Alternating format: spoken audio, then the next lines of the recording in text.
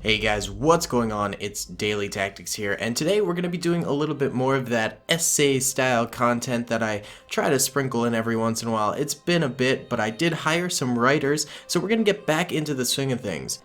So this episode was actually written by a user by the name of First Galactic Empire, so huge shout out to him. Thank you, man, for spending the time to write this, and hopefully we get some more awesome scripts from him in the future. So, down to business. Today we will be examining one of the most recognizable and popular vehicles featured in both the films and the TV shows of Star Wars, the All-Terrain Tactical Enforcer, aka the ATTE.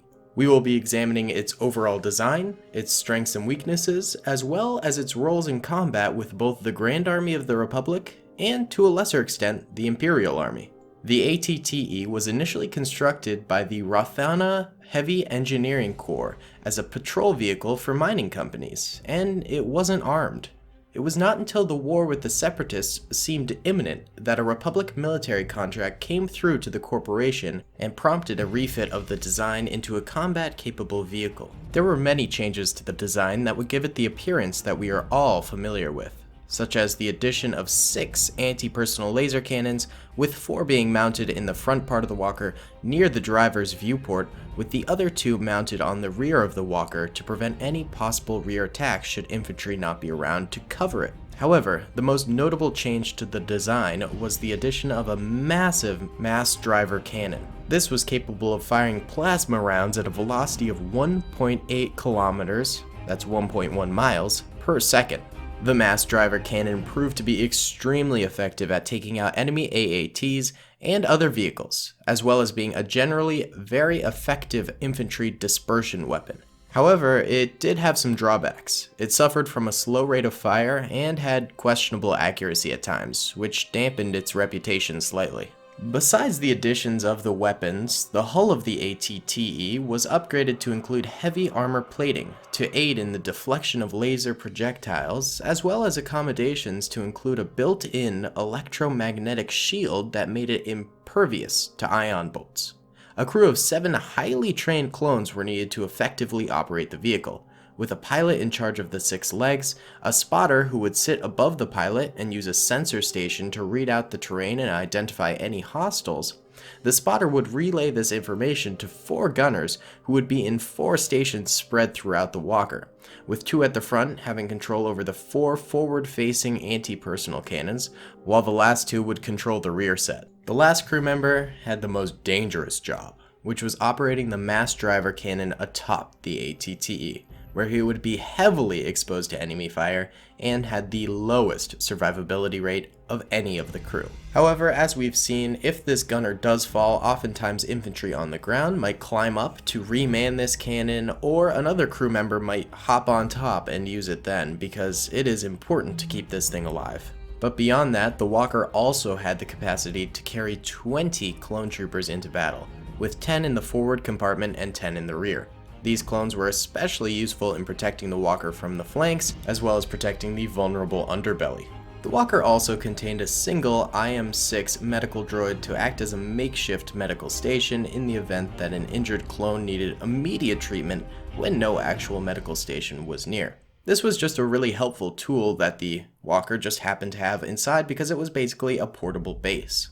So, as we've gone over so far, the ATTE has had many strengths. As mentioned, the heavy armament, heavy armor plating, and electromagnetic shield were huge contributions, as well as its short structure and robust construction of the legs, which made it easier to circumnavigate difficult terrain, including having the ability to walk vertically up a surface as seen in the Battle of Teth in the 2008 Clone Wars film, where several ATTEs ascend the high cliffs which holds the Separatist compound at the summit. However, despite these strengths, it was not as invulnerable to fire as many would think.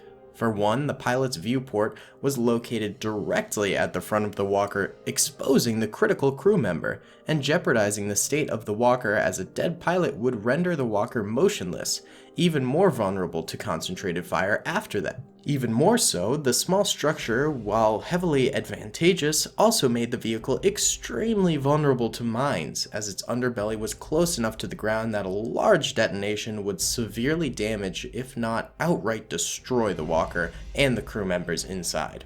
But in all honesty, these disadvantages were pretty much made up for the longer list of advantageous situations in which the walker could be effective. Besides the stock version, there were several other modified versions of the walker that existed. One of these swapped out the rear troop carrying space to accommodate 2 AT-RT patrol walkers, which could be deployed into battle via a lowering platform, ensuring they entered into combat in mere seconds.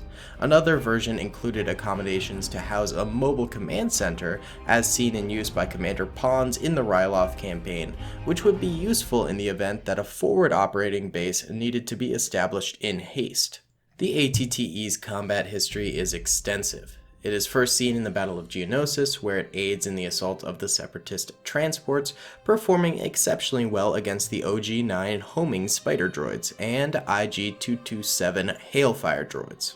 Following this introductory battle of the Clone Wars, the ATTE is used in every notable engagement across the 3-year conflict. As well as being excellent in surface warfare, they also performed well in the vacuum of space, surprisingly. Modifications to add magnetic locks to the feet of the vehicle proved successful in several instances, the first being in the Season 1 Clone Wars episode Downfall of a Droid, where Jedi General Anakin Skywalker deploys his complement of walkers on asteroids situated behind the Separatist fleet, where under the command of Captain Rex, they use their mass driver cannons to make short work of the unshielded rears of the Separatist frigates. Another great example is again an instance with Skywalker, that crafty general, where in the Clone Wars Season 2 episode Cargo of Doom, ATTEs are dropped from the lower hangar of Skywalker's flagship, the Resolute, clasping onto the hull of the Magnificent frigate and providing close fire support to the clone boarders. As mentioned previously, the design of these tanks were extremely resilient, and not only was that true in space, but also on the ground. During the Clone Wars Season 2 episode Landing at Point Rain, where under intense Separatist fire during the Second Battle of Geonosis, Commander Cody and Commander Jet ordered the ATTEs, alongside LAATs, to be formed into a defensive perimeter around the landing zone. The ATTE proves invulnerable to soaking up fire with its heavy armor plate, allowing the beleaguered clones to attempt to fight back and break out, which they eventually managed to do, thanks largely in part to this ATTE perimeter. Throughout the later years of the war, Rathana had developed even more variants based off of the ATTE's standard design, some of which actually included longer legs to accommodate for better visibility. But the first design, heavily influenced by the ATTE, was the UTAT actually, which incorporated 3 mass driver cannons alongside a cockpit module that was identical to the ATTEs. The second design was the ATOT, which incorporated the use of the longer leg structure aforementioned, but lacked any significant armament due to its status as a troop carrier. However, the most recognizable successor prototype was the AT-AT, which, although a Quat design, heavily borrowed from the ATTE and was arguably less effective than its predecessor was actually. As the Clone Wars ended and the Galactic Republic transitioned into the Galactic Empire, ATTEs were kept in service for a short period after the declaration of the New Order, before eventually, along with other Clone War era starships and equipment, it was relegated to secondary roles in the Outer Rim territories. The last noteworthy instance of the ATTEs performing in a major active combat role was during the Battle of Quat in 5 ABY, where really desperate Imperial commanders deployed them alongside unfinished AT-ATs to act as stand-in turrets along the shipyard structure to intercept the incoming rebel fighters and bombers, where they performed actually really well. Overall, the ATTE was an exceptional vehicle, truly a formidable force to any opponent who may face it, and over its history proved a crucial asset to a Republic victory. So there you go guys, there's a short history on the ATTE Walker. I hope you may have learned something new or developed a newfound appreciation for this massive tank of a vehicle. Thank you so much to my writer. This was really a great script. I'm hoping to utilize you guys, the audience, more in this, and of course there's benefits to doing this, so if you'd like to fill out my writing form and get hired for this, feel free to do so, because I'm always looking for more people.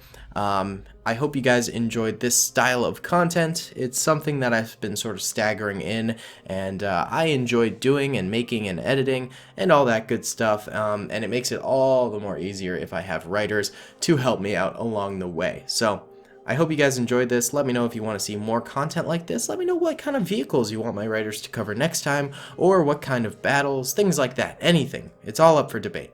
So yeah, thank you guys so much for watching. I hope you enjoyed. Comment, rate, and subscribe if you did, and I'll see you all in the next one. Peace. I hope you guys enjoyed that video. Be sure to click that subscribe button for more content, and hit the notification bell if you'd like to be alerted to whenever I live stream or upload. Thanks so much.